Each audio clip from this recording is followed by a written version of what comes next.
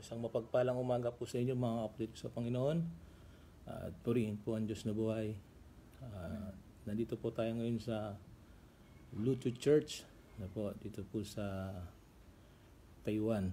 At papasalamat po ako sa Panginoon at nabigyan tayo ng pagkakataon na makapagbahagi ng kanyang salita dito sa morning devotion.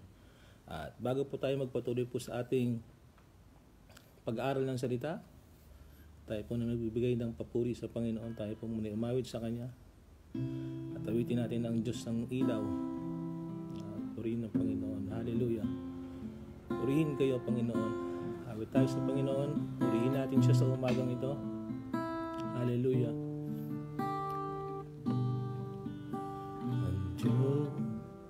Ang Diyos ang ilaw ng ating mundo, gagawin niya ako mula sa kadiliman ng aking buhay tungo sa liwanag na walang hanggan. Ang Diyos ang ilaw ng aking mundo, siya ang pag-asa ng bawat tao. Anumang suliranin ang nararanasan, sa tulong niya ay malalampasan. Hallelujah, hallelujah, dakila ang pangalan niya. Hallelujah, hallelujah, kay Jesus ang papurit pagsamba.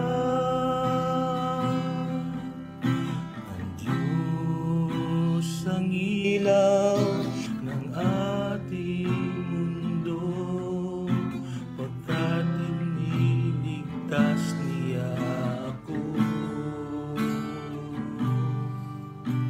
mula sa kadiliman ng aking buhay tungo sa liwanag na walang hanggan. Ang Diyos ang ilaw ng aking mundo, siya ang pag-asa ng bawat tao. Anumang suliranin ang nararanasan, sa tulong niya ay malalampasan. Hallelujah, hallelujah, dakila ang pangalan niya. Hallelujah, hallelujah, kay Jesus ang papurit pagsamba. Hallelujah, hallelujah, hallelujah, dakila ang pangalan niya. Hallelujah, hallelujah, kay Jesus ang papurit pagsamba. Kay Jesus ang papurit pagsamba. Kay Jesus Jesus, ang papuri't pagsamba.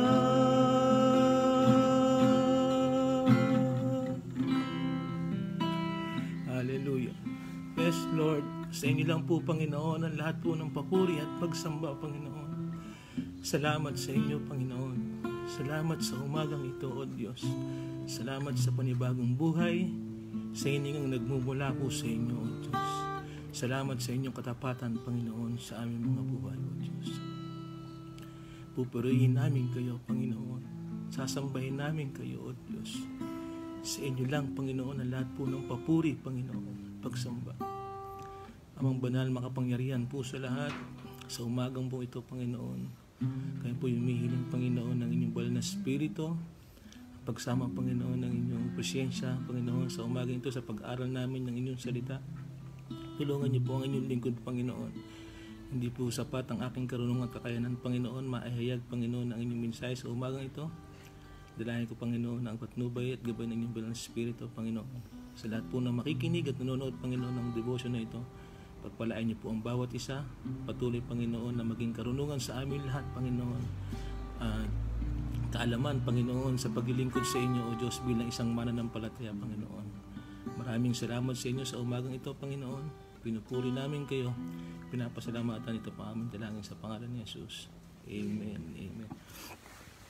Purihin po ang Panginoon. At katulad po na nasabi ko kanina, nandito po tayo sa Dorothy Luchu. Dito po sa Taiwan, at isa pong karangalan o isa pong kagalakan dito po sa amin na makapagbahagi po ng salita dito po sa morning devotion. Magandang umaga po sa inyong lahat, at tayo po yung mag-aral na ng salita ng Diyos sa aklat po ng John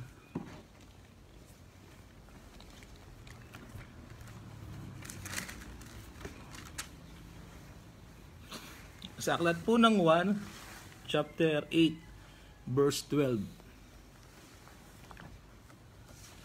Marahil po ito'y hindi na bago sa atin, at ito po'y isang mensahe ng Panginoong Hesus. John chapter 8, verse 12, ang sabi niya po rito, muling nagsalita si Jesus sa mga tao, ako ang ilaw ng mundo, ang sumusunod sa akin ay hindi na mamumuhay sa kadiliman, kundi magkakaroon ng ilaw na nagbibigay buhay. So ano pong gustong sabihin ng Panginoong Hesus dito sa talatang ito? Ito po ay self-proclaiming ng Panginoong Hesus na nagpapayag sa kanyang sarili, at ito po ay isa sa mga 7 na statement ng Panginoong Hesus sa Book of John na salitang I am. Kasama po yan, I am the way, the truth, and the life. I am the bread of life. Kasama po itong I am the light of the world. At ito rin po ay tumutukoy sa kanyang banal na pagkakakilanlan at layunin, na ang ibig sabihin na ang Panginoong Hesus lang ang pwedeng pagkuwanan ng katotohanan ng Espiritu na magagamit po sa tao. Ngayon po, gaano po kahalaga sa atin yung ilaw na nagmumula po sa Panginoong Hesus? Dito po sa mundo, alam natin meron pong 2 klaseng ilaw. Yung isang ilaw na sasabihin ko sa inyo ay yung ilaw na nagmumula sa araw. At ito po yung malaking pakinabang sa ating lahat. At nakikita natin kung gaano kaganda ang paglikha ng Diyos sa mundong ito. At may benepisyo rin talaga sa tao, yung ilaw o liwanag na nagmumula sa araw. Pero meron pong masigit na kailangan ang ilaw ang isang tao, at ito po yung ilaw na nagmumula sa Panginoong Hesus. Ano po yung ilaw na nagmumula sa Panginoong Hesus? Meron po ditong sinasabi na ang ilaw ng katotohanan sa kanyang salita. Ang ilaw ng katotohanan sa kanyang salita. Sabi po sa John chapter 8, verse 32, malalaman ninyo ang katotohanan, at ang katotohanan ang magpapalaya sa inyo. Ulitin ko po, malalaman ninyo ang katotohanan, at ang katotohanan ang magpapalaya sa inyo. Alam niyo po mga kapatid ko sa Panginoon, maraming tao kahit na lingkod ng Diyos ay hindi pa rin po lubusang nakakalaya sa kanilang mga sarili. O hindi pa rin lubusang nakakalaya sa katotohanan. Alam niyo po, kahit na hindi porket lingkod ng Diyos o mananampalataya ay ibig sabihin nakalaya na talaga siya sa katotohanan ng buhay. Ano po? Pero taliwas naman ang kanilang pamumuhay doon sa katotohanan na sinasabi. At ang totoo pong naliwanagan, ang totoo pong nasa katotohanan, ano po, ang kanilang yung ginagawa ay alam nila. Hindi po sila, yung kanila pong pamumuhay ay hindi po taliwas doon sa liwanag na nagmumula sa Panginoon. Ano po, at yung kanilang pamumuhay po ay tama. Hindi sila alipin ng kanilang mga sarili. Kaya sabi diyan, makikilala nyo ang katotohanan at ang katotohanan na magbabalaya sa inyo. Maraming tao nasa loob na ng simbahan, pero ang totoo, hindi pa po sila nakakalaya sa kanilang mga sarili. Sila nagiging alipin pa rin, ano po, ng mga kasalanan. Yung tao pong nasa liwanag, alam po niya yung kanyang ginagawa. Ano po, sabi po dito sa aklat ng 1,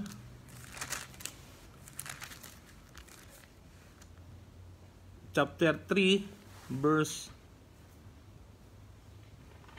21, John chapter 3 verse 21, ngunit ang namumuhay sa katotohanan ay lumalapit sa liwanag upang malaman ng lahat na ang mabubuti niyang gawa ay nagagawa niya sa tulong ng Diyos. Sabi niya, ngunit ang namumuhay sa katotohanan ay lumalapit daw po sa liwanag upang malaman ng lahat na ang mabubuti niyang gawa ay nagagawa niya sa tulong ng Diyos.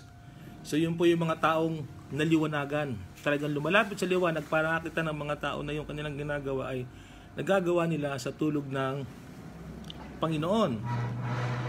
At kasi doon po sa 19, sa John chapter 3 verse 19, ito naman po yung ayaw talaga sa liwanag. Ano po? Sabi diyan, hinatulan sila dahil dumating ang anak ng Diyos bilang ilaw dito sa mundo, ngunit mas gusto nilang manatili sa dilim kaysa lumapit sa kanya na nagbibigay liwanag dahil masama ang mga ginagawa nila. So yung mga tao po talagang gumagawa ng hindi maganda o yung gumagawa ng mga masama ay madalas sila ay nagtatago po sa dilim para hindi po malantad yung kanilang mga ginagawa. Pero yung mga tao pong naliwanagan sa katotohanan, hayag po ang kanilang ginagawa at talagang lumalapit sila sa liwanag para makita ng mga tao na yung kanilang ginagawa ay nagagawa nila sa tulong po ng Panginoon. Kaya sabi diyan, John 8 verse 32, you will know the truth and the truth will set you free. Mga kapatid sa Panginoon, kahit lingkod po na tayo ng Diyos, mga nasa loob ng simbahan, especially yung mga taong di pa nakakilala sa Panginoon, no, ano po, kailangan po tayong lumaya sa katotohanan sa pamamagitan po ng salita ng Diyos. At meron pa po ritong isa, ilaw ng walang hanggang buhay. Ano po? Yung isa kanina, yung unang sinabi ko sa inyo, yung ang ilaw ng katotohanan ng kanyang salita, yung sumunod po ay ilaw ng walang hanggang buhay. Ano po yun? Sa John 8:32 ay sa John chapter 8 verse 12, sa binasa po natin kanina sa ating teksto. Sabi niya po dito, muli nagsalita si Jesus sa mga tao, ako ang ilaw ng mundo. Yung sabi po 8:12b, ang sumusunod sa akin ay hindi na mamumuhay sa kadiliman, kundi magkakaroon ng ilaw na nagbibigay buhay. So ibig sabihin, ang sumusunod sa Panginoon ay hindi na lalakad o mamumuhay sa kadiliman. Mga kapatid ko sa Panginoon, it's assurance of salvation. Ito po ay kasiguraduhan ng kaligtasan. Bilang mga taong naliwanagan, hindi talaga tayo sumusunod sa paraan ng kasamaan o maging sa pamumuhay nito. Bakit po? Kasi naliwanagan na po tayo. Alam na po natin yung katotohanan. Hindi na tayo umaayon sa takbo ng sanlibutan ito. Hindi tayo nakikisa sa mga gawa ng masama. Ano po? Dahil naliwanagan na tayo. May sinasabi dito sa 1 John chapter 1, unang 1,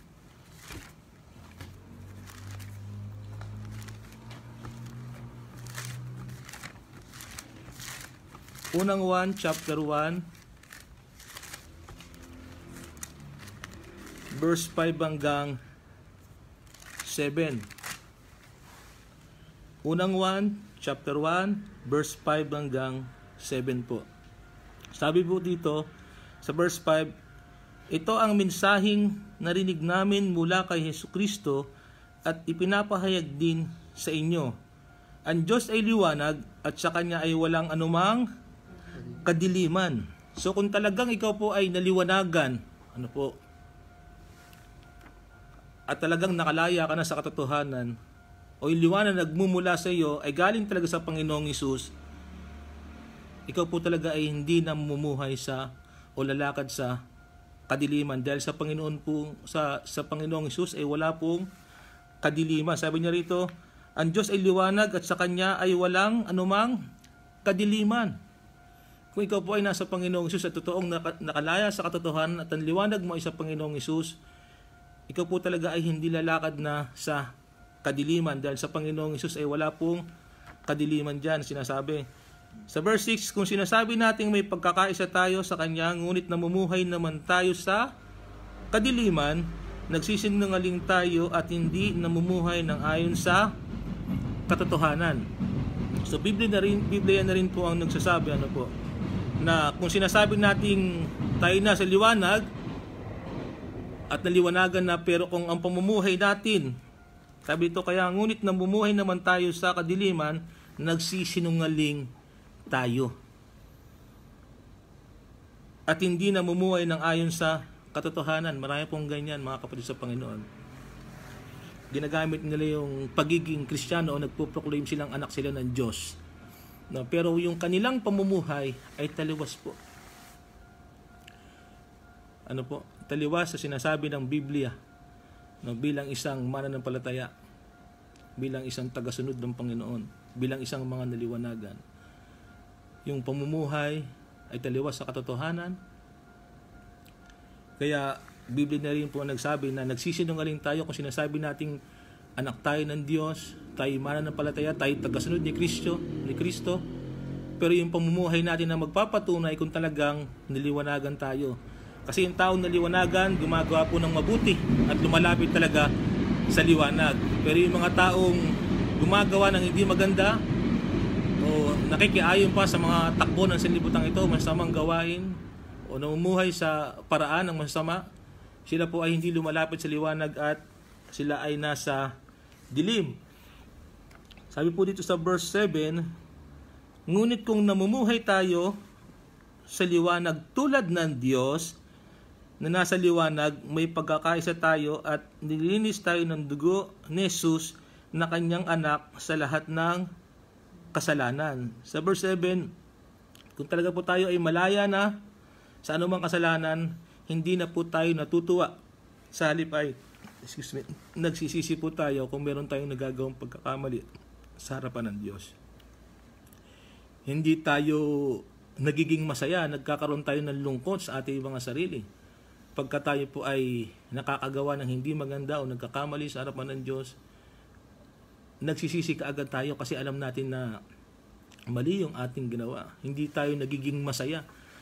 Yun po yung mga taong naliwanagan. Hindi po sila namumuhay ng taliwas sa katotohanan na sinasabi ng Biblia, dahil naliwanagan na po, nakalaya na sa katotohanan ng salita ng Diyos, at ang pamumuhay ng isang totoong nakalaya ay mabubuti po yung kanyang ginagawa.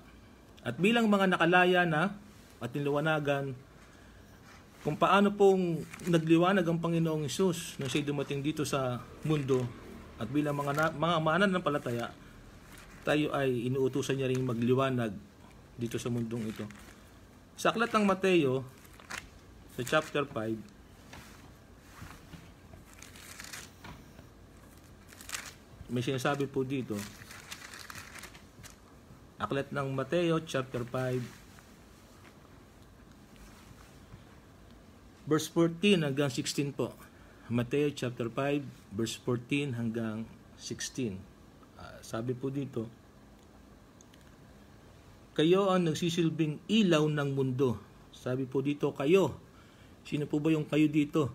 tayo pong mga mananampalataya ng Panginoong Hesus, tayo yung mga tumanggap sa kanyang anak na si Jesus. Tinatawag po tayong kayo o tayo ang ilaw ng mundo. Kung paano ang isang lungsod sa ibabaw ng isang burol ay hindi maitatago, dapat ganoon din kayo. Yung liwanag na meron tayo na nagmumula sa Panginoong Hesus ay dapat magliwanag po. Dapat makita sa atin bilang mga mananampalataya. Hindi po yan itinatago.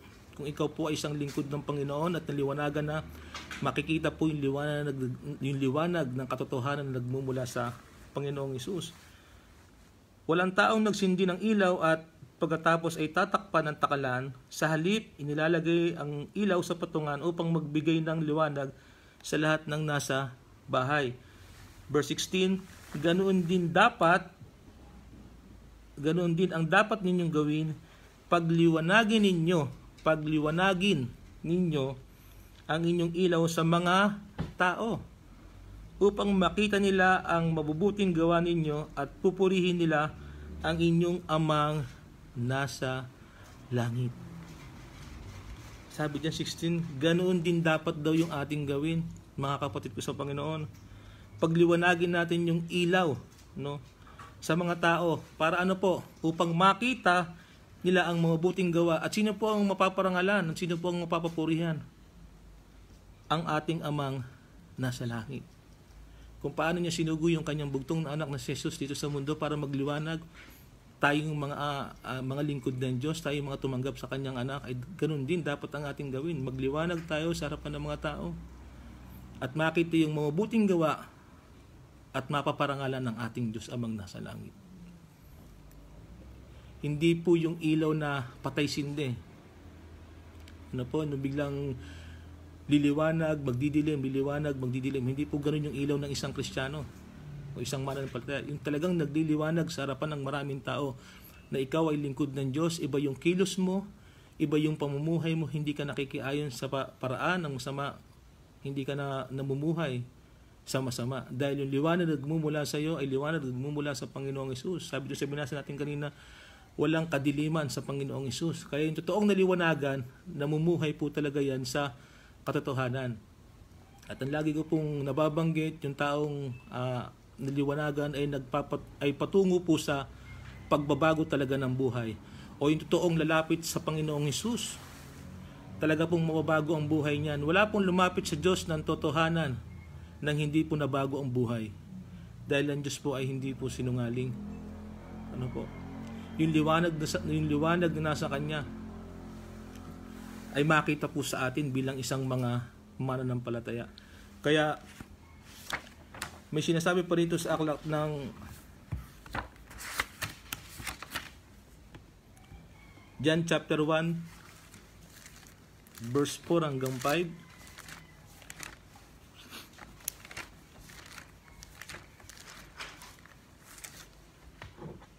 John chapter 1 verse 4 hanggang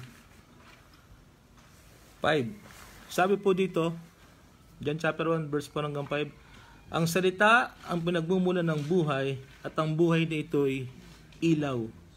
Dahil ito ang nagbibigay liwanag sa mga tao.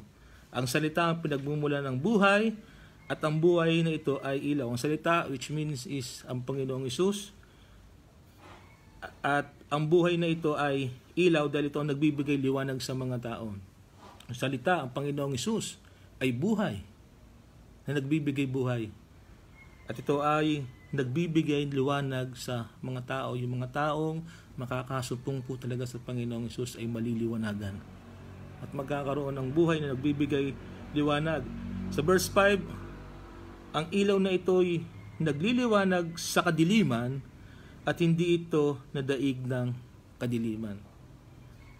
Ang ilaw na ito'y nagliliwanag sa kadiliman at hindi ito nadaig ng kadiliman. Yung liwanag na nagmumula sa Panginoong Hesus ay nagliliwanag sa kadiliman. Ano po? At hindi ito nadaig kailanman ng kadiliman. At kung paano tayo mga mananampalataya, kung paano po tayo naliwanagan sa pamamagitan ng salita ng katotohanan ng Diyos at nagkaroon ng assurance ng kaligtasan na hindi na tayo lalakad sa anumang paraan ng kasamaan bilang mga niliwanagan talaga sa katotohanan. kung paano sa isang lugar na madilim, makita nila yung ating pamumuhay bilang isang mananampalataya na iba. Yung liwanag na nagmumula sa Panginoong Hesus ay magliwanag sa kanila. At makita nila yung mabuting gawa natin bilang isang lingkod ng Panginoon. At ang mapapapurihan nga po ay ang ating Diyos Ama. At kung bibigyan ko po kayo ng maiksing testimony, ako po nung hindi pa mananampalataya at ang buhay ko rin ay nasa kadiliman. Pero nung naabot ako ng liwanag ng salita ng Diyos ng Panginoong Hesus, ako po ay nakalaya din sa katotohanan at namuhay ng ayon sa kalooban ng Diyos. At tayong mga mananampalataya, kung paano tayo nakalaya sa katotohanan, dapat magliwanag po talaga tayo sa mga taong nadidiliman pa sa kanilang mga buhay o yung mga hindi pa talaga nakakalaya sa katotohanan. At makita nila sa atin yung kabutihan na nagmumula sa Panginoong Hesus. Katulad po nung binasa natin na huli sa Matthew chapter 5 verse 16, dapat magliwanag po talaga tayo sa mga tao. Makita sa atin yung liwanag na nagmumula po sa Panginoong Hesus. At magkaroon din po sila ng pagkasa sa buhay ng ito at makalaya din po sila sa katotohanan. At napakabuti po ng Diyos. Hanggang doon na lamang po. At bago po tayo magtapos sa ating mong pag-aaral ay awit po na tayo saglit sa huli. Awitin po natin yung kinanta natin kanina, ang Diyos ang ilaw. Hallelujah. Purihin kayo, Panginoon. Napakabuti niyo, O Diyos. Hallelujah. Yes, Lord.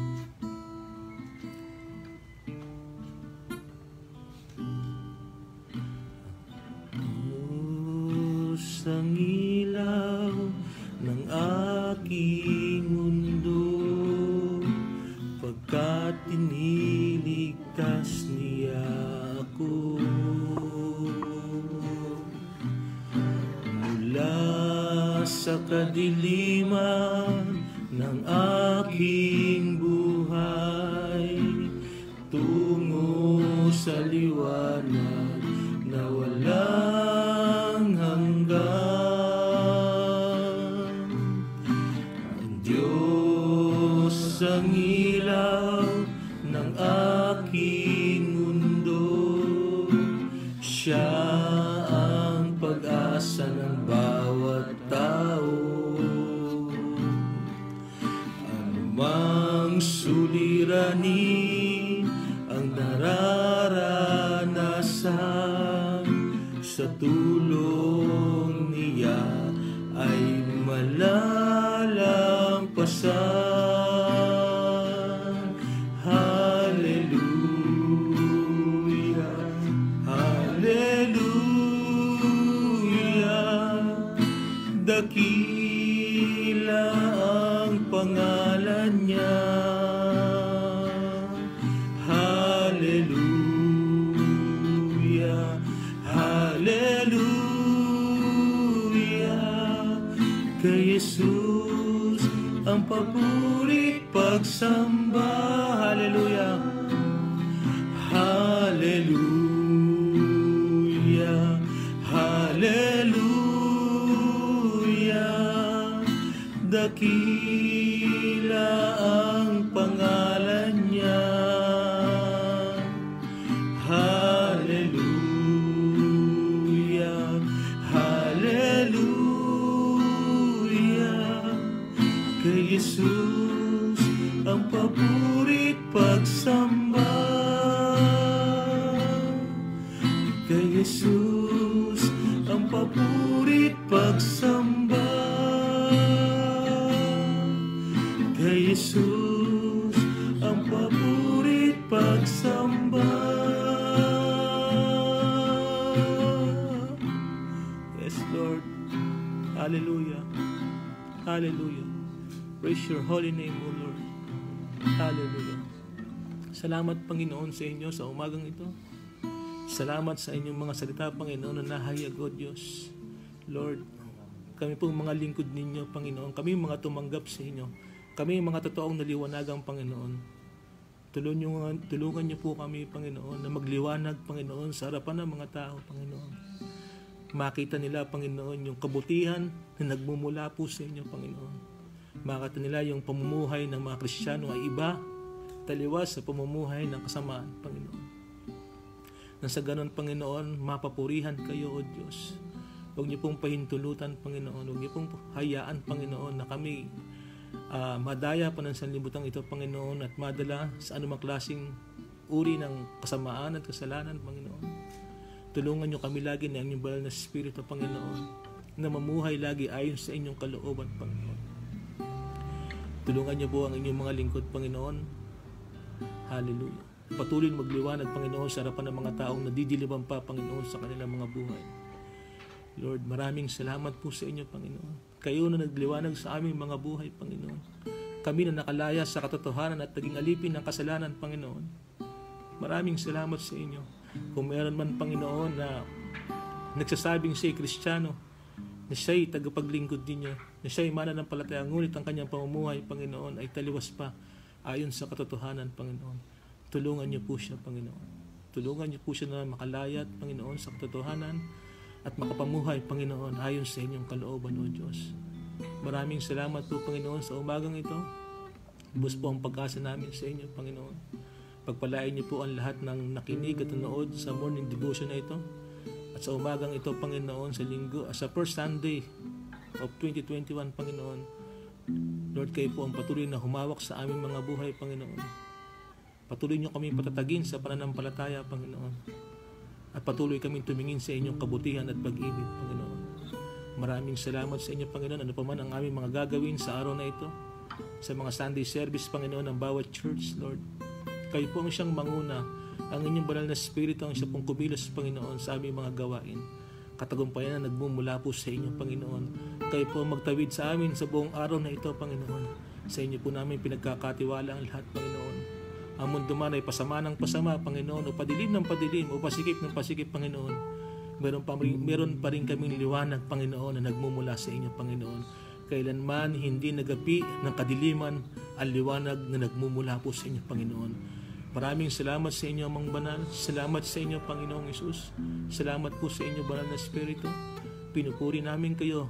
Napasalamatan sa umagang ito. Sa inyo po ang pinakamataas na papuri, pagsamba at pagdakila. Sa pangalan po ni Jesus. Amen. Amen. Maraming salamat po sa inyo. Maraming salamat po sa umagang ito. Purihin po ang Diyos. At sa Diyos po ang pinakamataas na papuri. God bless po sa inyong lahat.